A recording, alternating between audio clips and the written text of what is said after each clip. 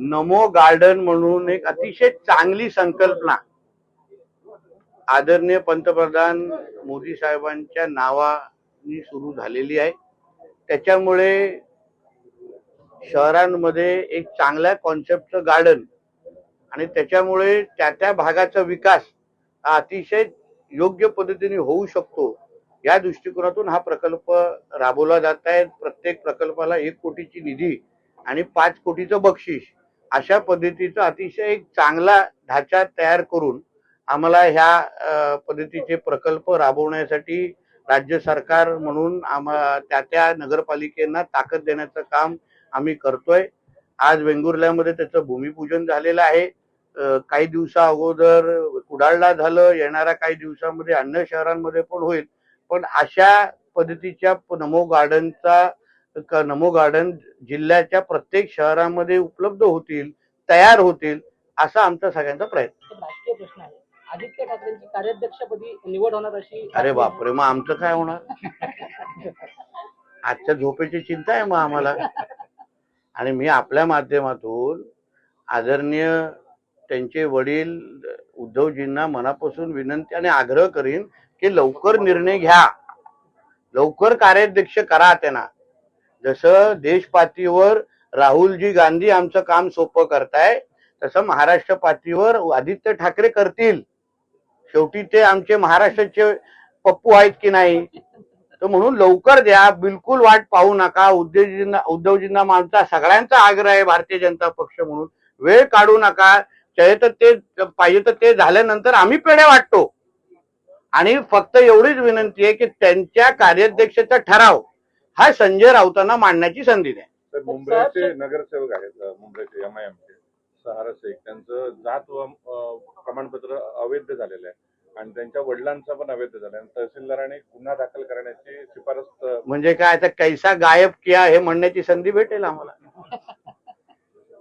कैसा हराया को अभी कैसा गायब किया, शेवटी ह्यांचे हे येतात कुठून, निवडणूक लढवतात कसे, यांना काय ह्यांचे ह्या मातीशी ह्यांची नाळ, त्यांचे विचार ऐकल्यानंतर जेव्हा इस पूरे भाग को हम हरा कर देंगे, म्हणजे ह्या सगळ्यांची कधी ना कधीतरी पार्श्वभूमी तपासली पाहिजे। हे जिहादी मानसिकतेचे आहेत का, ह्यांचे कागदपत्र इकडचे आहेत का, चुकून बांगलादेश आणि रोहिंग्याचे तरी नाहीत ना, हे सगळ्याची तपासलं पाहिजे। आणि हे लोकांना एकदाच आपल्या पाकिस्तानमध्ये बसलेल्या अब्बाकडे पाठवून द्या। असे लोकप्रतिनिधी आणि अशी घाण आमच्याकडे नको। अमरावतीत परतवाडीतील लैंगिक अत्याचारात मुख्य आरोपी म्हणून अयाज मोहम्मद तन्वीर हा मिमचा पदाधिकारी असल्याचं निष्पन्न झालं। पण तुम्ही एक लक्षात घ्या ना, आतंकवादी, जिहादी हे सगळे एकच धर्माचे कसे निघताय तो? मग आम्हाला का बोललं जातं की आम्ही हिंदू मुसलमान करतो? आमचा मुद्दा एवढाच आहे, ज्या राष्ट्रामध्ये तुम्ही राहता त्या राष्ट्राला कुठेही गालबोट लावण्याची हिंमत करू नका। त्या राष्ट्राचा तिरंगा आपला झेंडा म्हणून स्वीकारा, आमच्या बरोबर वंदे मातरम म्हणा। पण हे असे जे काही हिरवे साप आमच्या देशामध्ये राहतात, ज्यांना आमच्या हिंदू राष्ट्राला इस्लाम राष्ट्र बनवायचे गजवाय हिंदच्या अंतर्गत, त्या हिरव्या सापांना जिथेही असतील, कुठल्याही कपड्यात, कुठल्याही वेशात, कुठल्याही बिळात लपले असतील, आमच्या देवाभाऊच्या महाराष्ट्रामध्ये या हिरव्या सापांना जागा नाही। आम्ही पकडून ठेचणार आणि त्यांना पाकिस्तान बांगलादेशमध्ये पाठवून देणार। म्हणजे कोणीही कुठल्याही प्रकारचा जिहाद आमच्या महाराष्ट्रामध्ये करण्याची हिंमत करू नये, नाहीतर तुम्हाला शुक्रवारी पण अडचण करण्याची सगळे कार्यक्रम आमच्याकडे आहेत। साहेब, या अचलपूरच्या नगर परिषद निवडणुकीमध्ये त्या मोहम्मदला निवडणूक प्रमुख MIM ने केलेलं। अहो, MIM ही दहशतवादी संघटना आहे, तो राजकीय पक्ष नाहीये। PFI आणि ISIS या धर्तीवर MIM नावाची ही संघटना आणि पक्ष ज्याला आपण म्हणतोय, हे सगळ्या दहशतवाद्यांना निवडणुकीच्या प्रक्रियेमध्ये आणणं हेच MIMचं काम आहे। म्हणून पहिला हे MIM वर बंदी टाका, कारण ह्यांच्यातल्या अगर पदाधिकारी कार्यकर्ते उद्या आतंकवादी निघत असतील, देशाच्या विरोधात काम करणारे निघत असतील, तर मग हा असा पक्ष आपल्याला पाहिजे कशाला? आपल्या भारतीय लोकशाहीमध्ये बंदी टाका ना, आणि त्या ओवेसीला जेलमध्ये टाका। कुठल्या हिशोबाने त्या लोकांना निवडणूक लढवायची संधी देतात? उद्या निवडणूक जिंकल्यानंतर चुकून जिहादच करणार आहेत, बाकी काय करणार? बंदी टाका MIM वर, अशी माझी मागणी आहे. नेस्को सेंटरमध्ये जाऊन मनसे आणि ठाकरे शिवसेनेने घोषणाबाजी केली आहे सरकार विरोधात ड्रग्ज प्रकरणावर. मग ड्रग्ज फ्री महाराष्ट्र, ड्रग्ज मुक्त महाराष्ट्र, हाच तर आमच्या देवेंद्र फडणवीसजींचं उद्दिष्ट आहे. मुख्यमंत्री म्हणून त्यांच्या कारकिर्दीमध्ये जिथे जिथे ड्रग्ज विकणारे हे सगळे जिहादी आहेत, त्या सगळ्या लोकांना बिळातून बाहेर काढून आमचाच देवाभाऊचं हे सरकार त्यांना जेरीस आणताय.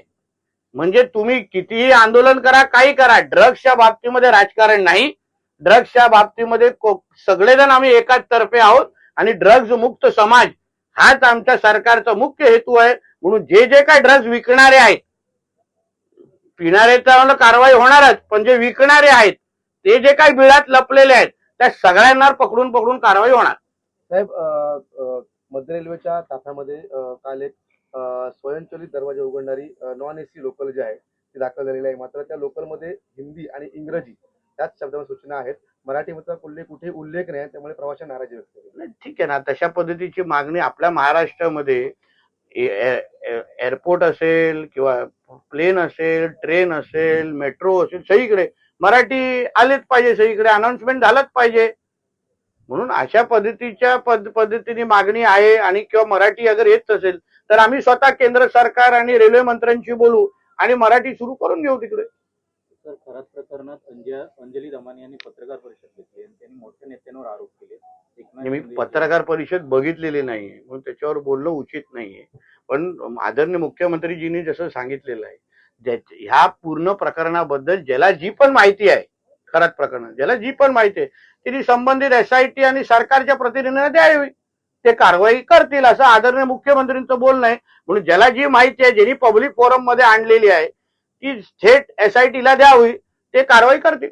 तर नितीन गडकरीजीने कालच्या सभेमध्ये राणे साहेबांच्या अभिषेक चिंतनामध्ये मे अखेर महामार्ग सुरू होण्याचं एक घोषणा केली आणि तो एक आनंदाचा क्षण म्हणायला पाहिजे. कसं बघता या विधानाकडे? मी चांगल्या दृष्टीकोने बघतो, कारण आम्ही त्या रस्ता वापरतो. आणि ह्यावेळी आदरणीय आमचे नितीन गडकरी साहेबांनी जो दिलेला शब्द आहे, ज्या व्यासपीठावर दिला आणि ज्या विश्वासाने आणि आत्मविश्वासाने दिला ना, मला विश्वास आहे की मे अखेरीस तुम्ही हाच प्रश्न मला नॅशनल हायवेवर उभे राहून विचारा, मी तुम्हाला गुळगुळीत असा आमचा नॅशनल हायवे दाखवतो आणि ज्याच्यामुळे आमच्या कोकणातली सगळी विकासदारं उलगडतील.